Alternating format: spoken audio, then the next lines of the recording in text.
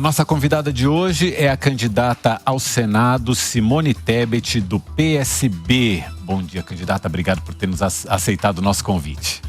Bom dia, Mauro. Bom dia, Mayra. Bom dia, Heródoto. Um prazer muito grande. Cumprimento a população paulista e brasileira, agradecendo o Grupo Tati pela oportunidade de poder estar aqui neste momento eleitoral conversando com as pessoas.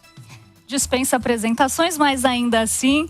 Vamos apresentar Simone Tebet, que é advogada, professora, tem uma trajetória política construída em Mato Grosso do Sul, foi prefeita de Três Lagoas, vice-governadora do estado e senadora por 2 vezes entre 2015 e 2023. Em 2022, disputou a presidência da República e terminou a corrida em 3º lugar, apoiando Lula no 2º turno. Depois da eleição, assumiu o Ministério do Planejamento e Orçamento, cargo que deixou neste ano justamente para disputar o Senado por São Paulo.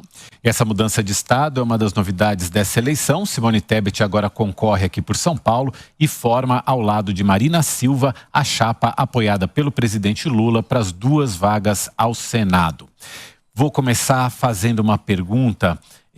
candidata, sobre a onda de inadimplência e de recuperações judiciais e extrajudiciais que a gente tem visto nas empresas, inadimplência das pessoas, problemas de endividamento sérios das empresas. Tivemos agora o caso das Casas Bahia. E o agro, o setor do agro, que é tão importante aqui para a economia paulista, tem sido muito pressionado, os produtores rurais endividados, tivemos aí também uma questão de queda de preço das commodities.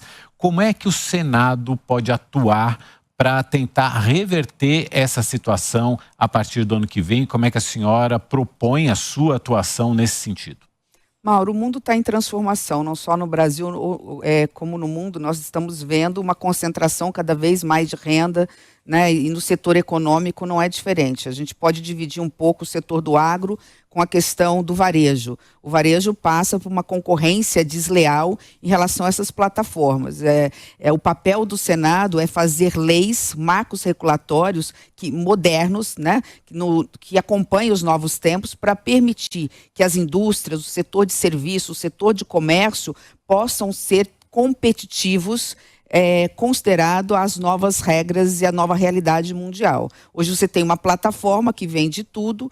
O que acontece com as lojas físicas que tentam resistir e continuar gerando emprego e renda, ou seja, fazem o que é certo, elas pagam o preço. Então a maioria vai para o mundo digital, entra nessas plataformas para vender. O lado negativo disso é a onda de desemprego no mundo. O Brasil ainda está vivendo um momento de pleno emprego por todos os acertos que a equipe econômica do governo do presidente Lula, e eu fiz parte desse governo, acabou conseguindo fazer. Mas chega um momento em que a água bate, eu digo, no nariz. E nós estamos vivendo isso. O papel do Senado é regulamentar, fazer leis modernas. A reforma tributária foi um salto. A reforma tributária é a mãe de todas as reformas no setor produtivo, especialmente da indústria, e nós vamos dar, com isso, uma certa competitividade para as indústrias paulistas e brasileiras, mas ainda há muito caminho pela frente. No que se refere ao agronegócio, Mauro, aí é uma situação diferente. Eu sou do agro, eu produzo soja e cana, e eu sei a realidade. Nós tivemos, no passado, um boom.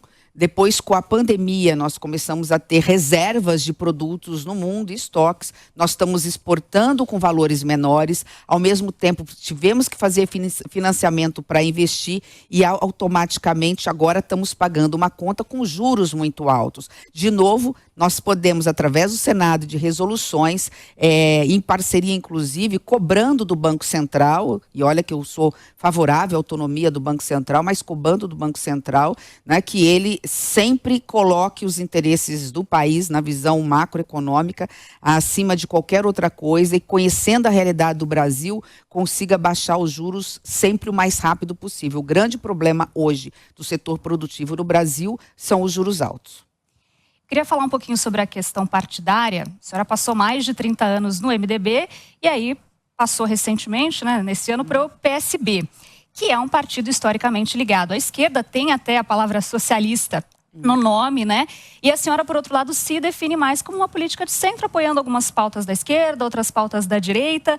Então eu queria saber, foi o PSB que mudou ou foi Simone Tebet? Eu acho que nenhum dos dois, Mayra. O que está acontecendo com os partidos políticos é que os partidos políticos, e esse é algo que eu quero combater como senadora da República, não só o aumento do fundo partidário como do fundo eleitoral. Hoje, muitas vezes, eles são sequestrados por presidentes e por lideranças e que muitas vezes impede alguém ou algumas pessoas de poderem ser candidatos, né, nos seus partidos representando as suas ideias. A gente precisa de uma ampla reforma política no Brasil. Ela passa por discutir fim da reeleição ou não para o executivo, ela passa por nós combatermos esse absurdo de 60 bilhões de reais de emendas parlamentares, emendas secretas das quais eu briguei, fui a primeira mulher candidata à presidência do Senado na história do Senado Federal para denunciar o orçamento secreto. Ela passa por uma reforma do judiciário, né, acabar com a vitaliciedade de ministro supremo. Enfim, ela passa por uma remodelagem do sistema político brasileiro. Os partidos políticos deixaram há muito de ser ideológicos. O PSB abriu as portas para que eu pudesse ser candidata, e o próprio Geraldo Alckmin, que é alguém de direita e que veio para esse processo. A gente precisa reformular os partidos políticos, porque as pessoas muitas vezes querem continuar no partido, mas têm muitas vezes as portas fechadas. Viva a democracia! Que bom que a democracia permita termos pluralidade partidária e dentro desses partidos políticos termos pessoas que pensam diferente, desde que, e a sua pergunta é muito importante, desde que você tenha nos conceitos universais a mesma base. O PSB, eu fui para o PSB pelas mãos de Geraldo Alckmin, porque eu acredito como ele na defesa da democracia, na defesa da soberania, na defesa dos interesses das pessoas, embora seja, e por ser uma pessoa de centro, eu acho que de alguma forma eu me encaixo na maioria, não em todos os partidos políticos. Eu não me encaixo no PT, porque eu não sou de esquerda, e não me encaixo no PL, porque não sou de extrema direita. Mas onde é que ficou o centro nessa eleição, né? Porque a gente vê no quadro para a presidência Lula, do PT, representando ali a esquerda, e todos os outros candidatos são de uma direita um pouco mais radical, diferentemente do que a gente teve na última eleição, que tinha a senhora, tinha Ciro Gomes, enfim, tinham outros candidatos que representavam mais literalmente o centro, né? Eles foram empurrados para algum lado, Mayra. Eu acho que você foi muito feliz na sua complementação. Você acho que respondeu a primeira pergunta que você fez melhor do que eu. Porque é isso, assim, lamentavelmente, você não tem centro, você não tem uma terceira via hoje. Isso é ruim para a democracia. A democracia, ela precisa oferecer para o eleitor e o cidadão opções. O que eu vejo diferente da eleição passada para essa eleição é que lá atrás, eu pelo menos tentei, eu posso dizer assim, eu tentei ser uma terceira via. Eu tentei dizer o seguinte, está na hora de acabar com esse discurso de ódio, com essa polarização. O Brasil não pode caminhar para os lados, o Brasil tem uma janela de oportunidade que está se fechando, e está se fechando muito rapidamente. Nós temos no máximo de 12 a 15 anos para fazer o dever de casa, senão o Brasil vai envelhecer antes de ficar rico enquanto nação, e isso significa não distribuir riqueza para o seu povo, termos poucas pessoas muito ricas e a maioria quase não tendo nada. Esse dever de casa eu tentei fazer. Naquele momento, a polarização estava tão acirrada que a população estava mesmo dividida entre dois polos. Hoje acontece o inverso. Hoje você vê a população cansada dessa polarização, mas sem alternativas de centro. Então, cabe ao eleitor hoje discutir e decidir para que lado ele vai. Eu, particularmente, estou muito tranquila na posição e do lado que eu optei. Acho que em 2022, e agora também não é diferente, em 2022, as urnas não levaram 2 democratas para o segundo turno, só levou 1. E sem democracia nós não temos nada, sem democracia nós não temos justiça social, sem democracia nós não temos liberdade de imprensa, sem democracia a gente não tem direito ao voto, ou pelo menos ao voto livre, né? Então, assim, hoje, política é a arte da escolha. E escolher o lado certo faz toda a diferença. Eu quero ser senadora da República exatamente para ser a voz de São Paulo, que é o estado que mais produz, gera emprego e renda, porque se o estado de São Paulo vai mal, o Brasil inteiro sente. Quando o estado de São Paulo vai bem, ele puxa o desenvolvimento de todos os 210 milhões de brasileiros. E quero ser a voz do equilíbrio, da moderação, do centro, para que a gente reconstrua a política e as pessoas tenham orgulho de seus representantes. Heródoto. Nós estamos aos 10 minutos. Então a gente avisa para o pessoal que está em casa que continuamos aqui entrevistando Simone Tebet, candidata ao Senado por São Paulo, candidata do PSB por São Paulo. E vamos à pergunta de Heródoto Barbeiro. Professora. Obrigada pelo carinhoso título. Você foi ministra do governo na área do planejamento durante 3 anos e meio. E para nós cidadãos comuns, o ministro do planejamento planeja. Qual foi a atuação do Ministério do Planejamento quando resolveu apoiar o governo para gastar mais do que arrecada? Esse ano, por exemplo, nós já temos um déficit público de R$1 trilhão.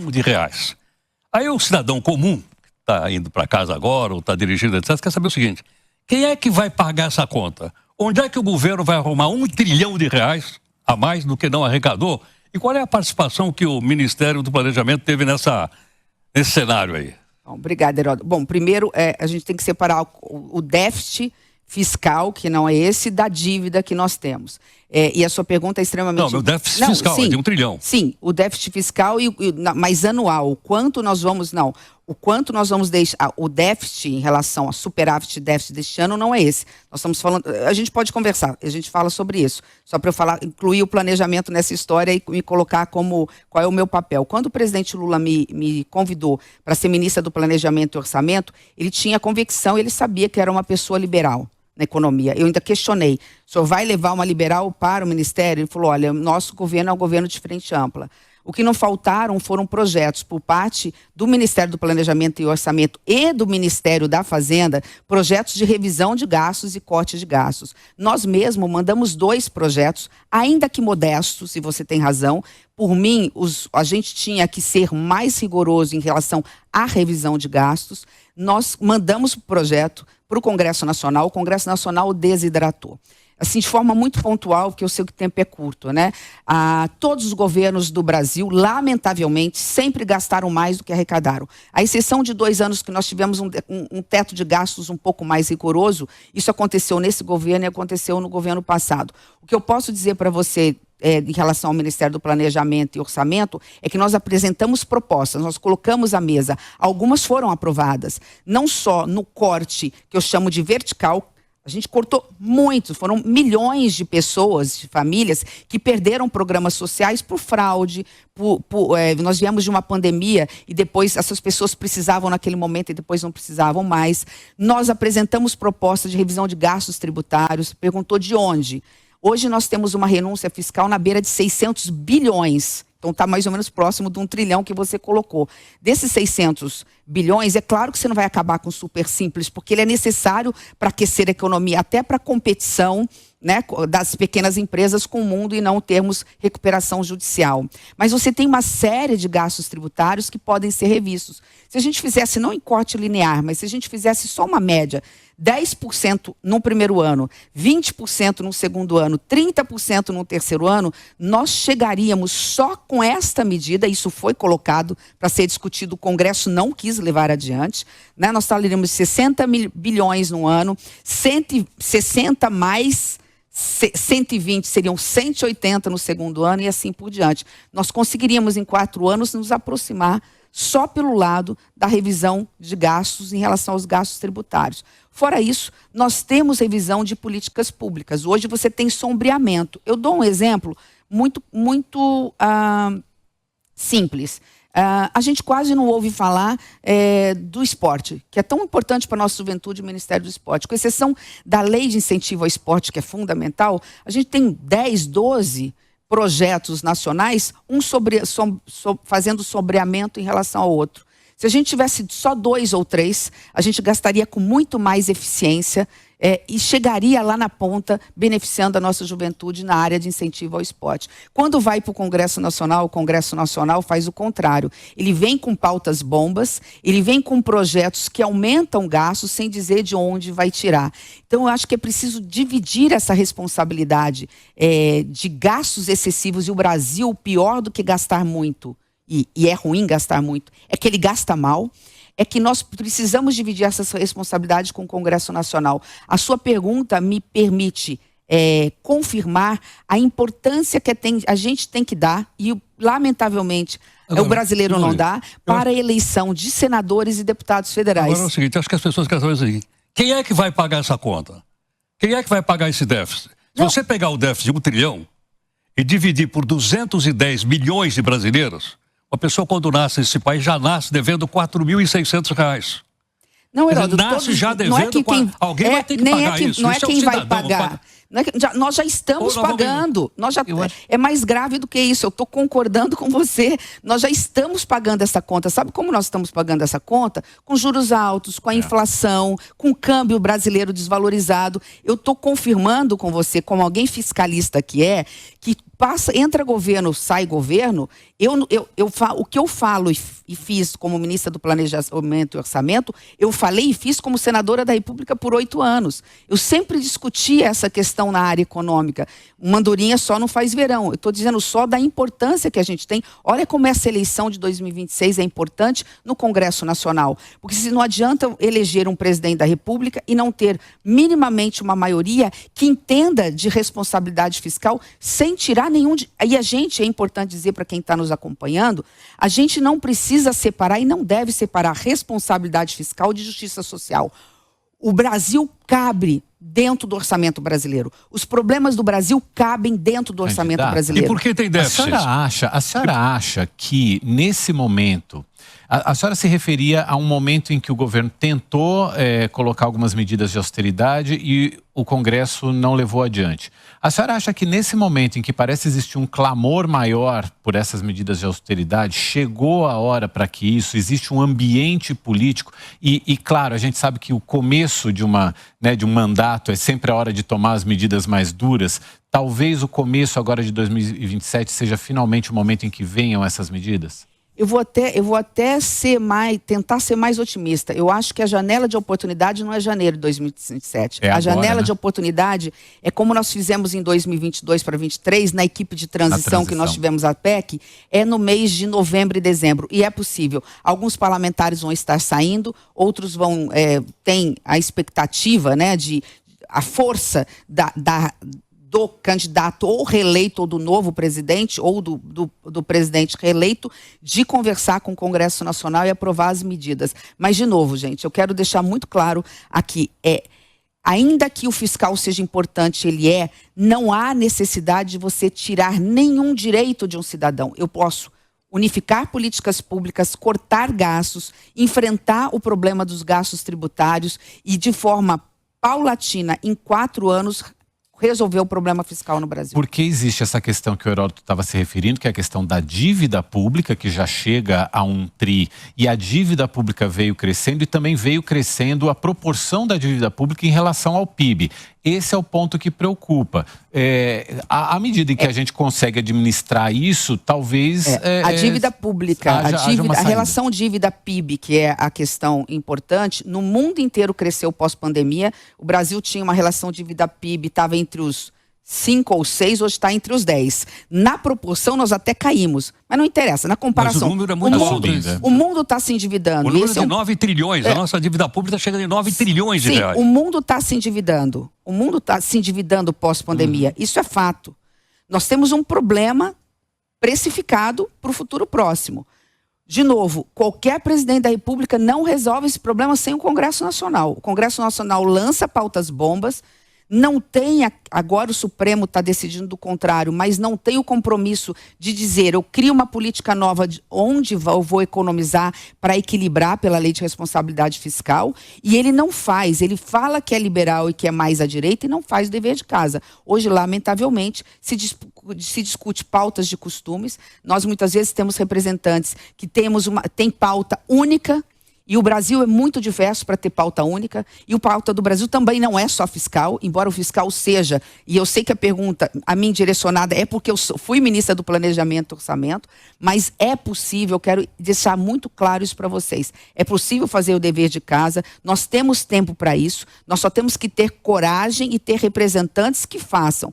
Imputar apenas ao próximo, seja quem for, presidente da República, essa conta, é não entender que o grande problema hoje chama-se Congresso Nacional. O Congresso Nacional está sequestrado por certas pautas equivocadas, né? O Brasil precisa de mais desenvolvimento, o Brasil precisa de mais educação de qualidade, o Brasil precisa enfrentar, como São Paulo precisa inventar, o problema sério da segurança pública e das facções que chegaram nas médias e pequenas cidades. O Brasil precisa, e São Paulo mais ainda, de recursos de infraestrutura para a mobilidade urbana. Nós temos uma série de problemas. Aí poderiam perguntar ao Heródoto, onde é que entra isso na conta se eu tenho uma dívida? Entra porque Porque ao mesmo tempo que nós temos dívida, o grande problema do Brasil não é só que ele gasta muito. O problema do Brasil é que ele gasta mal e nós temos gordura para cortar.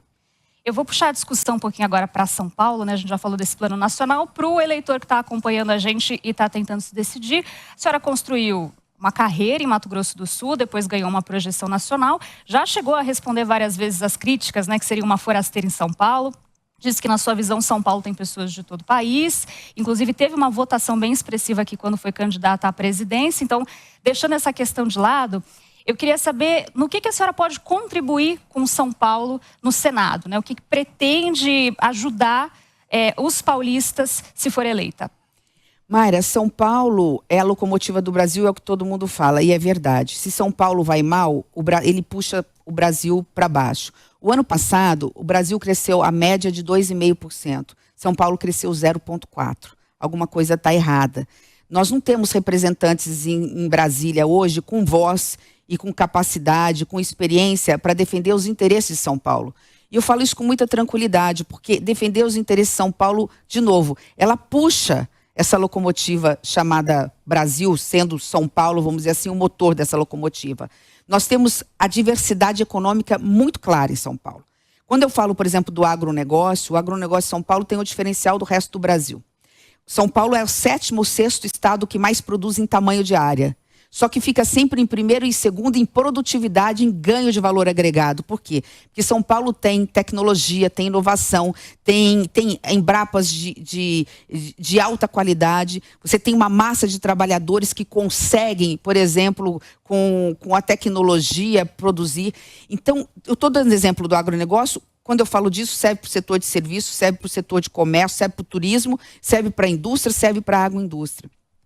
Então, estar no Senado defendendo marcos regulatórios e reformas que alavanquem o setor produtivo, seja qual for, o setor primário, secundário ou terciário, significa fazer o dever de casa. Significa fazer com que o Estado de São Paulo cresça, gere mais emprego, gere mais renda, arrecade sem aumentar mais imposto, arrecade mais porque a economia circula e com isso investir em infraestrutura. Estar em São Paulo, em Brasília como senadora, significa conseguir trazer mais recursos para a infraestrutura, especialmente logística. Nós temos dois problemas sérios aqui em São Paulo, na região metropolitana, na parte de mobilidade urbana, né? Já com a pegada de descarbonizar, transformar nossos ônibus não só na integração do transporte coletivo, ônibus, metrô de superfície, mas também na descarbonização, transformando a nossa frota em elétrico. Isso custa, o governo do estado não tem dinheiro suficiente, a prefeitura não tem dinheiro suficiente, é em Brasília que o recurso está, mas também olhando para o interior, que não tem, por exemplo, esse problema de transporte, mas tem o problema sério da segurança, de combater o crime organizado, como o PCC e Comando Vermelho. Então, são muitos os problemas, né? Eu deixei por último, obviamente, aquilo que para mim é o carro-chefe. Sem isso a gente não vai avançar nunca. Como professora que sou, né? A primeira comissão que eu pedi como senadora da República, como fui senadora, foi ir para a comissão de educação. Todo mundo pede as principais. Eu queria ir para a comissão de educação. E eu quero voltar para a comissão de educação, porque, lamentavelmente, as escolas estaduais de São Paulo, pelo IDEB, estão... E é o estado que mais arrecada, né? Não estão em primeiro, nem segundo, nem terceiro, nem quarto, nem quinto lugar. Qualidade do ensino do estado de São Paulo tem que ser o de excelência. Ele tem que acarrear, né? Ele tem que puxar, ele tem que capitanear a qualidade do ensino no Brasil. Então, assim, são muitos os deveres de um senador da República. A única coisa que eu posso dizer para você é o seguinte, que disposição não me falta, capacidade de trabalho, o que eu não sei eu aprendo. Como professora que sou, né, tenho a humildade de saber que a gente não sabe tudo, mas eu tenho muita vontade, muito amor, muita coragem e muita fé nesse país para ficar, vamos dizer assim, incomodada com as pessoas que me dizem assim, mas não é de São Paulo. São Paulo abraça a todos, São Paulo é de todo mundo, né? O DNA de São Paulo é o DNA da genética brasileira. São 7h56. A gente agradece muito a Simone Tebet, candidata ao Senado por São Paulo, candidata do PSB, por ter nos atendido, pela conversa aqui com a gente. Muito obrigado, candidata. Volte sempre. Muito obrigada, eu que agradeço. Mayra, Heródoto, obrigado por hoje. Obrigada. E obrigado a você também que nos acompanhou até aqui. Você sabe que nós convidamos todos os candidatos ao Senado. Ao longo dessa campanha nós vamos ouvir todos eles para que você tenha informações, possa balizar o seu voto. É o nosso dever aqui como time de comunicação e como uma empresa de comunicação, o nosso dever com você. A nossa série vai continuar então nos próximos dias e você sabe também que todo o nosso conteúdo, as sabatinas que a gente tem feito, ficam à sua disposição para você ver e rever no nosso canal no YouTube, o Jornalismo Nova Brasil. Obrigado por hoje, pessoal. Tchau, tchau.